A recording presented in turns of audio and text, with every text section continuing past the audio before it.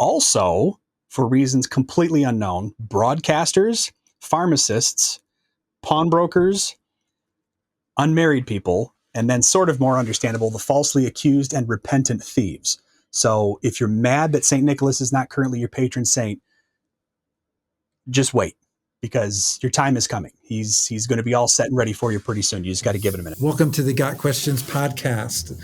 Well, here we are in this season again. I got questions around Christmas. As you can imagine, we get a lot of questions about, should Christians celebrate Christmas? Does gift giving take away from the true meaning of Christmas? What about this? What about Saturnalia? All these things. And we've done a few Christmas episodes in the past. So we're looking at what's maybe a question we haven't covered in the podcast. One thing came to mind is, who was St. Nicholas? Who is the character who through over 16, 17 centuries morphed into this character that we call Santa Claus today?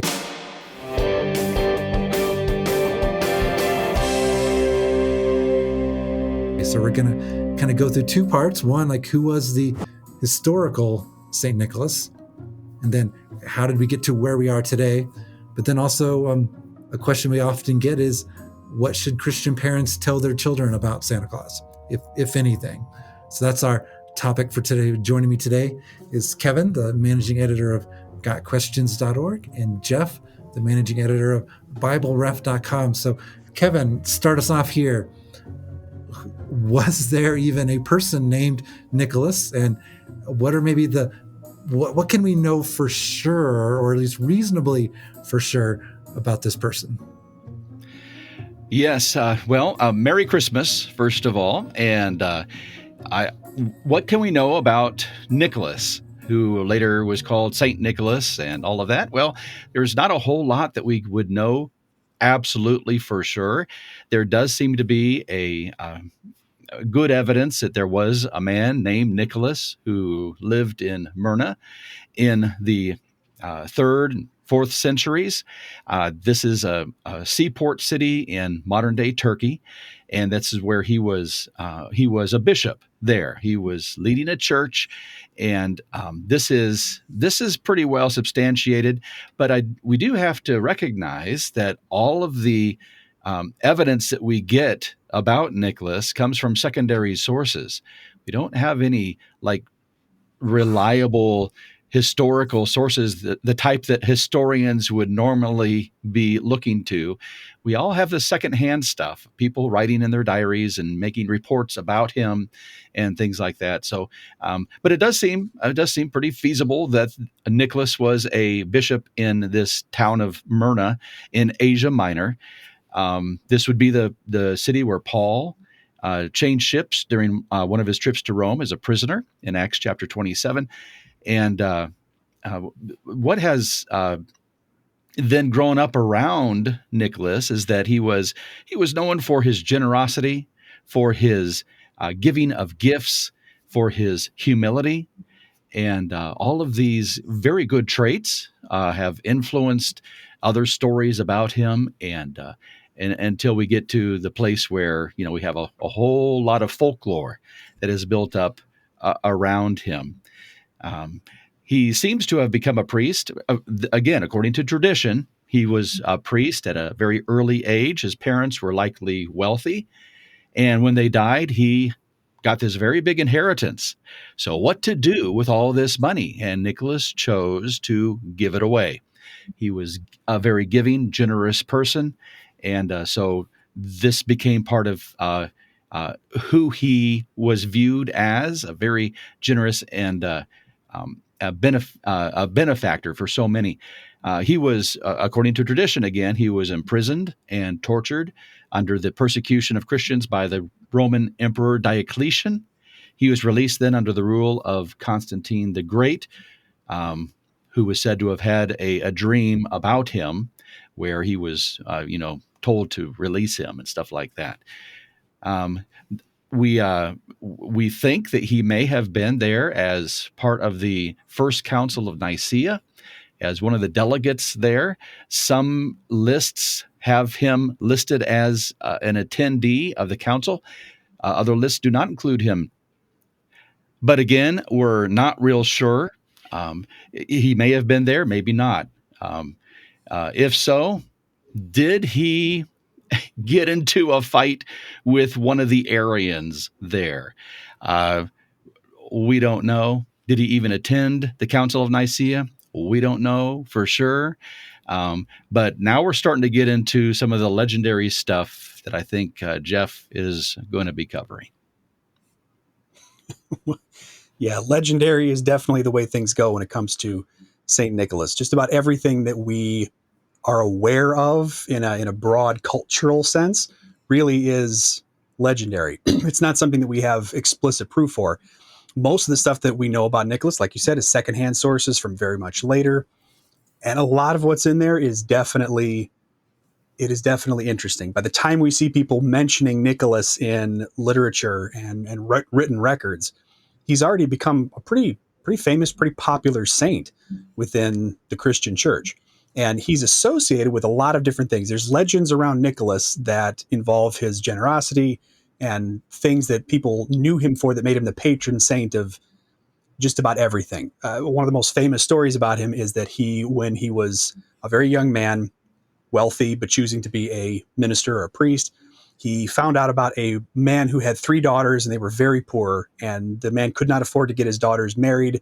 He was worried that they were going to have to turn to all sorts of awful things to survive. Nicholas heard about that, so he snuck money into the home secretly so that this wouldn't happen, supposedly on 3 separate nights. And there's lots of variations of the story. Sometimes they have Nicholas just hiding the money. Sometimes they have him dropping it down the chimney. Sometimes when he drops it down the chimney, it lands in stockings or socks that were hung up there to dry. So you can see where some of the modern Santa Claus things come with. And in most of the versions of it, he gets caught the 3rd time, and the father is very grateful that Nicholas is doing this to stop his daughters from having to, go into, selling themselves, basically. And he tells them, don't tell anybody about it. And of course, the guy does. Something more reliable is that he had a reputation for leaving money in poor people's shoes. That's another thing that sometimes people do closer to St. Nicholas Day, which is earlier in December. Some of the legends about Nicholas are a little more interesting. One of the more famous or infamous ones is that he resurrected 3 boys who had been murdered and put into barrels of brine by an evil butcher. So a lot of the artwork that we see of Nicholas is either of him helping the girls with putting money in the house or resurrecting these boys from barrels. There's the legend that he saved some sailors during a storm, that they prayed because they were afraid what was going to happen during the storm. So they prayed, and Nicholas basically teleported there and helped them move the sails and haul the anchors and all the other nautical stuff, and then went back to town. Another one is that the town was suffering from a famine, and ships came from one town, stopped at his town to go somewhere else. And he made an arrangement with the ship merchants that he would purchase grain for the people there to eat and put it on his credit, knowing that the people at the next city would consider that good. So they agreed to that. But then when they left, they found out that all the grain was miraculously restored, like it had never been taken. There's a legend that he rescued 3 men who were falsely accused and about to be executed just by walking up and pushing the executioner's sword peacefully down to the ground. So those are sort of interesting ideas. There's nothing in the writings that tells us that any of those are absolutely true or that they're very well attested. So we really don't have a whole lot of information. By far the most famous legend about Nicholas is that he was part of the Council of Nicaea, and that at some point in time, somebody began talking about Arianism, which is a heretical idea about the Trinity and the divinity of God, and so on and so forth. And while this person was talking, Nicholas just became so enraged by the heresy that he was hearing that he walked up and slapped this person in the face. Now, we can already start to see a pattern that's coming here, in that some of the legends say that it was Nicholas who walked over and slapped an Arian, somebody who was saying stuff in general. Some legends say he punched the person. Some people says it was Arius. Some people says it was Arius and he knocked him unconscious. So you can see that the progression just keeps, going and going and going. Had things gone the same way, it could have been that, Nicholas summoned the armies of angels and had a war right there, and who knows what else. But just about everything surrounding St. Nicholas has turned into this expanding and expanding and expanding legend, which is one of the reasons why he was featured so much in Renaissance art.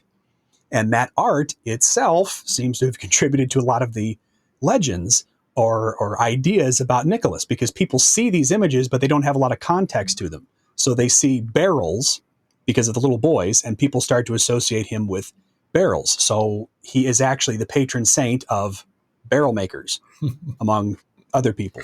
They see these small round objects that he's using in the pictures, and they don't know exactly what they are. He's also associated somehow with oranges. So there's lots of different lists of what he's a patron saint of. According to the ever reliable, never wrong, absolutely perfect Wikipedia, he is currently associated as the patron saint of children, barrel makers, travelers, sailors, fishermen, merchants, toy makers, brewers, and archers. Also, for reasons completely unknown, broadcasters, pharmacists, pawnbrokers, unmarried people, and then sort of more understandable, the falsely accused and repentant thieves. So if you're mad that St. Nicholas is not currently your patron saint, just wait, because your time is coming. He's going to be all set and ready for you pretty soon. You just got to give it a minute. So almost all legend, almost all unverifiable stuff, all interesting, but all sort of growing from these little seeds of ideas of things that we might have known or may actually have been true about Nicholas. But that's where we are. So many fun stories concerning Nicholas. I guess you can all we can all pick our favorite. Which one? I heard one too where he calmed the storm, where they were at sea, and it was kind of like a Jesus thing where he prays and storm immediately ceases and all of that. And then I heard that one too about the murdered boys that he restored to life. But I heard a variation of it where it was actually 3 theological students that were traveling to study theology in Athens, and they stopped at an inn, and they were murdered, thrown into the pickle barrel. And then along comes Nicholas and happens to stay at the same inn, and then that night has a dream in which the crime is revealed to Nicholas. And so the next morning he confronts the innkeeper and he raises these 3 students back to life again. And so I guess we can go with that version of the story as well. But definitely a lot of colorful stories surrounding him. Yeah, and you thought that the Marvel Cinematic Universe was the ones who invented multiple universes and retcons and all this other stuff like that. I think St. Nicholas's life is the original What If series. Yeah. Now, okay, hearing to you, obviously, I read some of these stories too, and like the ones that actually seem to have a connection to Christmas today, like the stockings and chimneys and those stuff. Those are cute, but then you get into the really weird stuff, and you're just like, oh my word, what is going on? Which makes me grateful for Scripture, and that once something is written down, the embellishments tend to have a problem living because you can go back to actually read the source. So the fact that there's so little written about Nicholas until almost 1,000 years after he lived is why all these embellishments and crazy wild stories. There may be some tiny little element of truth, and then it goes and goes and goes and goes until the story is barely even recognizable. So like Kevin said, what do we know? From church tradition, it seems possible, plausible even. I would even go likely that there was a man named Nicholas who lived in Asia Minor, modern day Turkey, in the 4th century AD, who was known for his generosity, giving to children, and was appointed the bishop of the city, and possibly attended the Council of Nicaea, which is a very important council in church history, and somehow combated, we'll say, the heresy of Arianism. But beyond that, don't know. And even those details, I don't know that we can be super confident in based on how everything else has been embellished. So that raises the next question, one that we get a lot around Christmas time, is what are Christian parents to do with the whole Santa Claus mythology that we have today about the North Pole and elves and all these different things? Some parents, they like to, at least when their children are young, play around with the story and eventually reveal it to their kids. was all actually me all along who was buying these presents for you. Other parents like to kind of incorporate, okay, here's who the original St. Nicholas was, telling them some version of the story that Kevin and Jeff just laid out for you. And we're just playing a little game in how we give these gifts and pretending they're from Santa Claus when they're really not. And then there's the other side, basically want to call him Satan Claus, and because it's a distraction from the true meaning of Christmas, want absolutely nothing to do with anything related to Santa Claus whatsoever. So let me ask both of you, so Jeff and Kevin, both of you are parents. Melissa and I never had the privilege of being parents. We've never had to make this decision directly, but we do remember what our parents did. So what did you two do in terms of Santa Claus with your kids growing up, and what advice would you give to Christian parents trying to figure out how to manage this? So Jeff, why don't you go first? Well, this is one of those things that sometimes you're going to have people in a marriage where they're going to have slightly different perspectives on that. And that's part of the thing that has to be considered is, we have to look at this as traditions go and decide to what level do we want to fight about this, go to war over this.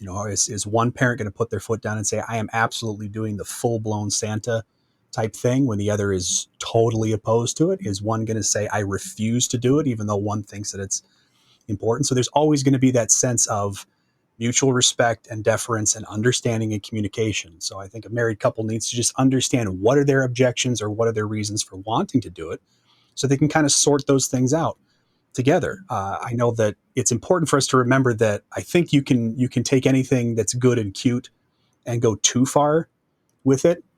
Speaking personally, it's tough for me to take the approach of trying to actively, aggressively fool children about Santa. I think it's one thing to sort of, as you would say, play the game, have the hints about that sort of a thing, and just let the cards fall where they will as far as the children picking up on it or believing it. But I think it's at least worth considering that you set your kids up in a really interesting way if you actively, deliberately deceive them, supposedly for their own good.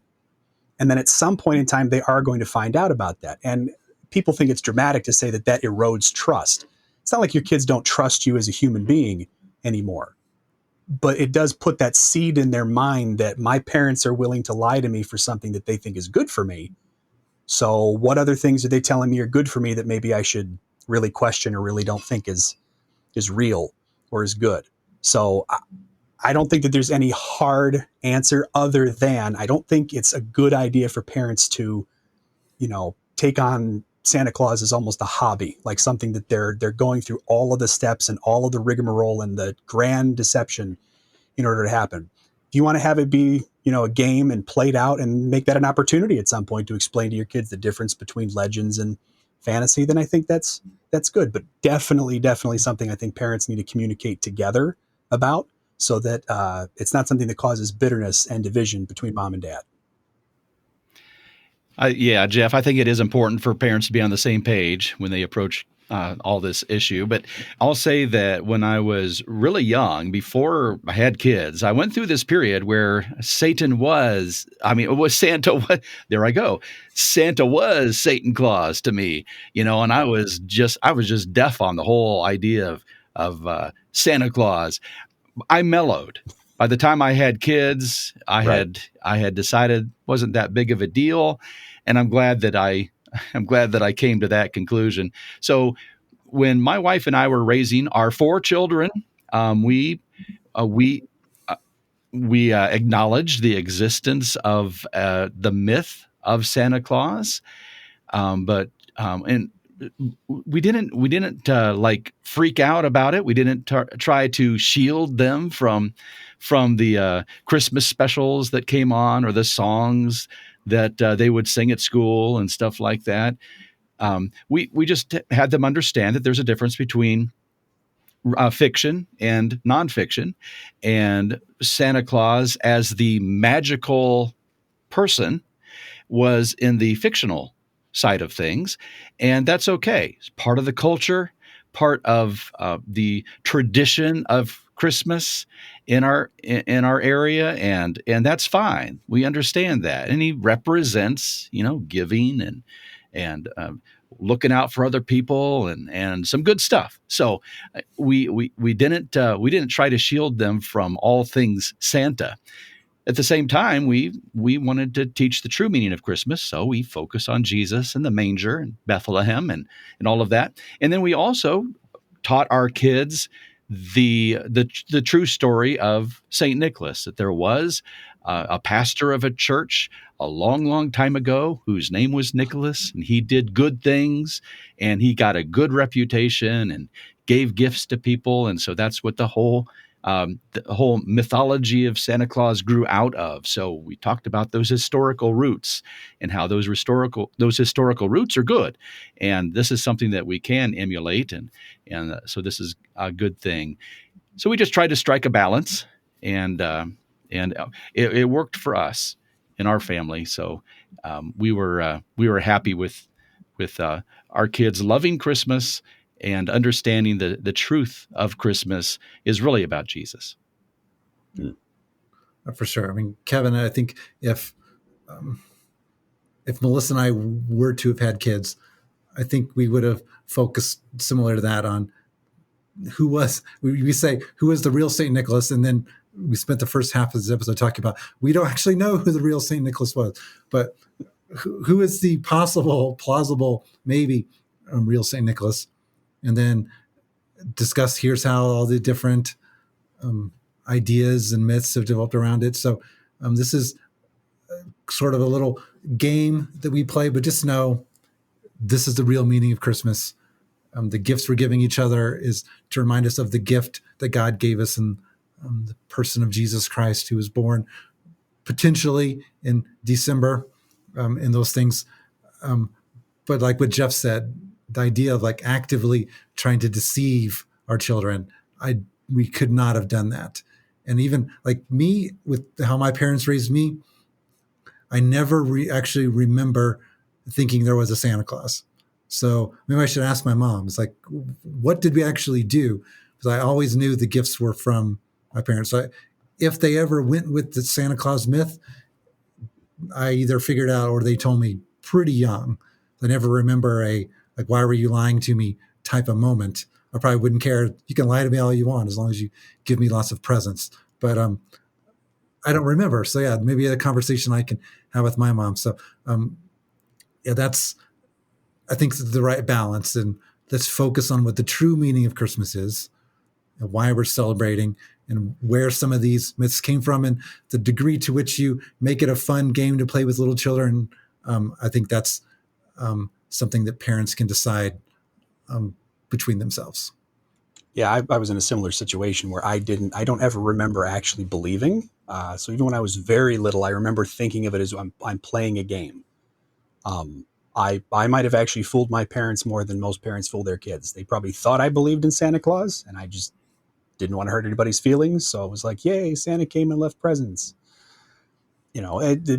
So I do have that perspective where I don't have a lot of resonance with the idea of destroying somebody's childhood. Now, my wife, on the other hand, her family, that was a big deal. So for us, with having two kids, my wife handled it very well. When I said I was a little hesitant about the whole thing, and she was very, very good about it, for the two of us to sort of come up with a compromise in that we were just going to sort of let things happen naturally. We'd put Santa on the gifts and, we do cookies and things like that, but we weren't going to bend over backwards to, try to lie to the kids about it. And as soon as one of the kids expressed a little bit of questioning or doubt about that, well, then it was time for that conversation. So I think that worked well. Now, I was really lucky though, because I'm just old enough that I missed being a parent during the Elf on the Shelf era. I don't know why everybody's so upset about Santa Claus. If you want to talk about something straight from the pits of hell, that would definitely be Elf on a Shelf. So I can't say that's the official ministry position, but I can say that as far as I'm concerned, that's the evilest of the evil of the evil. I can only imagine all the stuff involved with Elf on a Shelf. But kidding aside, things like that, we just have to be careful. Just be careful about what exactly it is you're doing with your kids when it comes to truth and trust. And, all things are lawful, but not all things are profitable. So just consider it, think about it, and make a smart decision. One thing I wish that we would have done with our kids is instructed them when they go to school to not be talking about how Santa Claus isn't real. So it's what one of our kids did. She went to her, first grade class and just announced, Santa Claus is Oh, no. fictional, and so we had to have a little talk with her, say that's something for their parents to tell them. You don't have to, she let the cat out of the bag. What can I say? Yeah. So at this point, I'm just actively trying to avoid looking like Santa Claus as my beard increasingly gets more white in it, and trying not to add more to the dad bod that I've got going on, even though I'm not a dad. Not looking like Santa Claus is kind of my goal for Christmas this year. Why do all the big eating holidays have to be right in a row? I've never quite understood that, but no. And I try not to look like Nicholas because I do everything I can not to slap heretics. Need to start working on your laugh, your Santa laugh, your ho ho ho. That's right. That's right.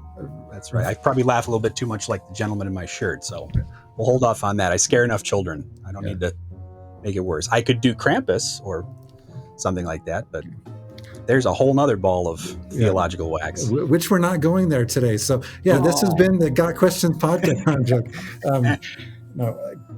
Thank you, both of you, for your insight. And I do know a lot of parents struggle with this. And we can tell from the questions we get from different conversations I've had, where people actually ask me in person, is like, I'm starting to feel weird about deceiving my kids. It's like, well, then try stop deceiving them.